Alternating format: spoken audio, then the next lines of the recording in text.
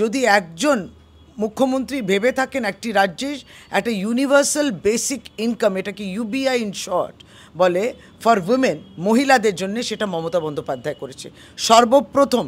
যদি কেউ করে থাকে নেক্সট, সেটা হচ্ছে 2023-এ তামিলনাড়ু করেছে।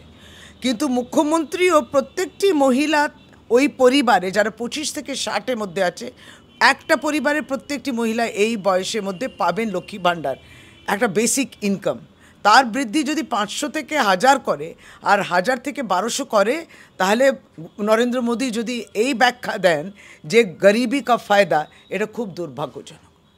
আজকে সমস্ত রাজনীতি ঊর্ধ্বে লক্ষ্মী ভাণ্ডার বলুন, রূপশ্রী, মেয়ের বিয়ে হবে আমার পরিবারে, প্রথম বিয়ের জন্য 25,000 টাকা বলুন, এইটা প্রথম থেকে বিজেপি বলে এসছে এগুলো ভিক্ষা, এইগুলো হচ্ছে লাভার্থী, মানে এইগুলো হচ্ছে ডোলস।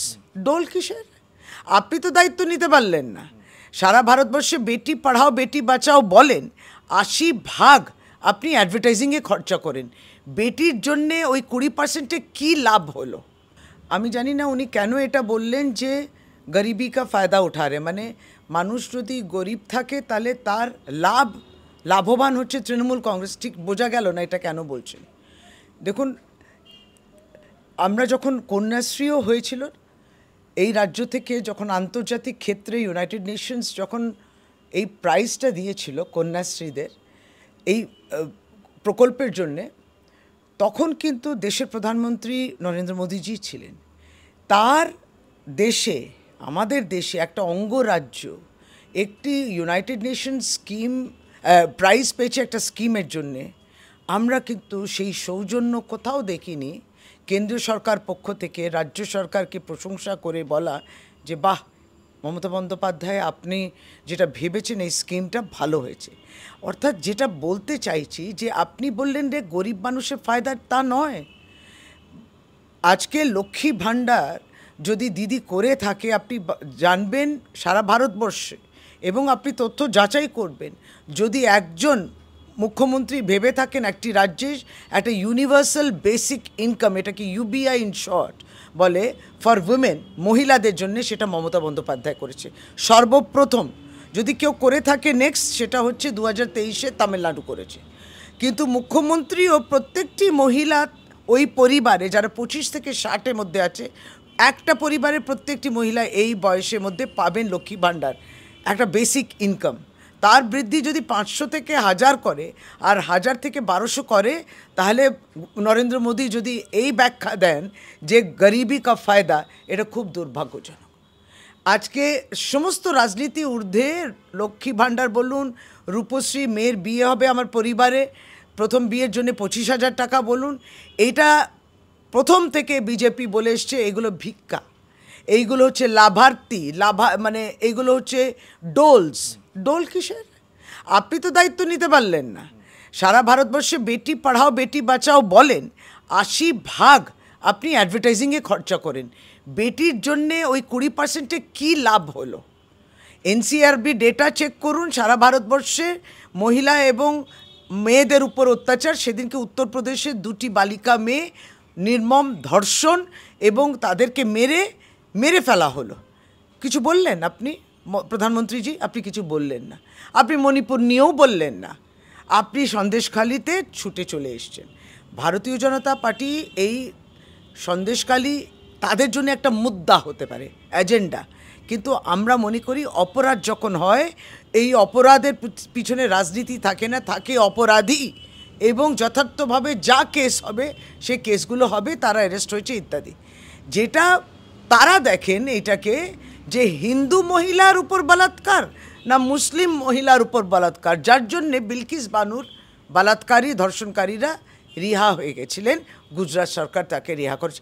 সামগ্রিকভাবে ভাবুন, একটা সামাজিক ব্যাধি, একটা রেপ হচ্ছে সামাজিক ব্যাধি, তার পলিটিসাইজেশন, তাকে আপনি ধর্মীয় মেরুকরণ দেয়া, এটা কত দুর্ভাগ্যের ব্যাপার মহিলা হিসেবে আমরা বলি, বলুন। তবে একটা কথা যেটা বারবার বলা হচ্ছে যে দীর্ঘ অনেক বছর ধরে নাকি এমন ধরনের অত্যাচার চলছিল সন্দেশখালিতে, এবং তার মধ্যে যাদের নাম উঠে আসছে, হয়তো তারা মানুষজন বলছেন তৃণমূল কংগ্রেসের বিরুদ্ধে কিছু নয়, কিন্তু তারা তৃণমূল কংগ্রেস করতেন, এমনটা তো সত্য কথা।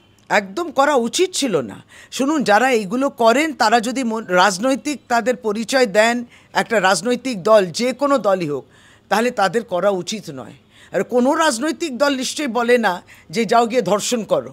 তৃণমূল কংগ্রেস এটা বলে না, তৃণমূল কংগ্রেস এটাকে সমর্থন করে না। এটা আর আমাদের ব্যর্থহীন ভাষা আমরা বলে দিই। এটা কোনো মহিলা, কোনো তৃণমূল কংগ্রেসের সদস্য, তৃণমূল কংগ্রেসের সভানেত্রী, নিশ্চয়ই আমরা কেউ এটাকে সমর্থন করি। এটা তো বলার প্রয়োজন রাখেন, এটা নিশ্চয়ই তাই হওয়া উচিত প্রত্যেকটি দলে। তাহলে মানুষ কি দেখে যে সেই রাজনৈতিক দলের পরিচয় যারা দিলেন এবং এই অপরাধটা করলেন, তার বিরুদ্ধে রাজনৈতিক দল কী পদক্ষেপ নিল। সেখানে তৃণমূল কংগ্রেস পদক্ষেপ নিয়েছে, সেখানে ভারতীয় জনতা পার্টি পদক্ষেপ নেয় না। তাদের বিজেপি এমপি ব্রিজভূষণ শরণ সিং বহাল তবিয়তে লোকসভায় যেখানে আইন প্রণয়ন করা হয়, সেখানে তিনি একজন আইন ভেঙেছেন। তিনি সাক্ষী মল্লিক এবং অন্যান্য অলিম্পিক রেসলার্সরা, মহিলারা তাদের উপরে শারীরিক নির্যাতন করেছেন ব্রিজভূষণ শরণ সিং, বিজেপি এমপি। কিন্তু তখন এই অভিযোগ ভিত্তি করে কেসও হয় না, এফআইআর করতে 3 মাস লাগে। শাস্তি তো দূরের কথা, তিনি বসে আছেন লোকসভায়। মোদিজি তো তখন লোকসভায় বসে তার 2-3টে বেঞ্চি পিছনে তিনি বসে রয়েছেন, কিছু হলো না, নোবডি ইজ অ্যাফেক্টেড। রমেশ বিদুরি যেমন এমপি, বিজেপির এমপি, তিনি ধর্মীয় মেরুকরণের নামেতে গালাগালি করলেন পার্লামেন্টে বসে, বিজেপি কিছু বলল?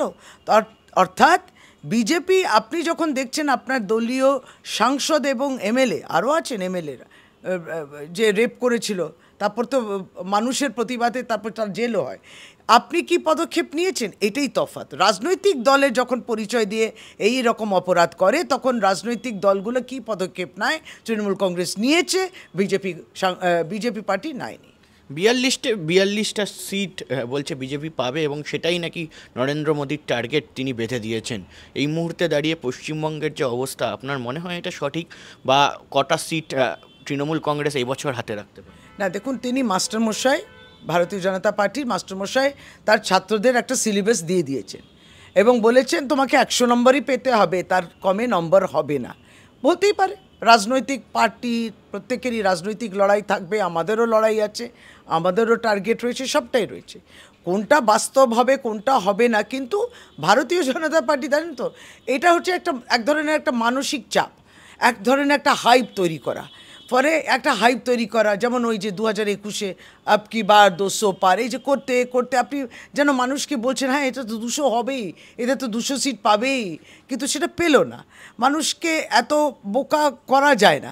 ঠিক সেইভাবে এখনও তিনি বলছেন 42 আমরা পাবোই, 42 তোমায় বললাম। এটা এক ধরনের হচ্ছে যে মেন্টাল ট্যাকটিক্স, একটা প্রেশার দেওয়ার স্ট্র্যাটেজি।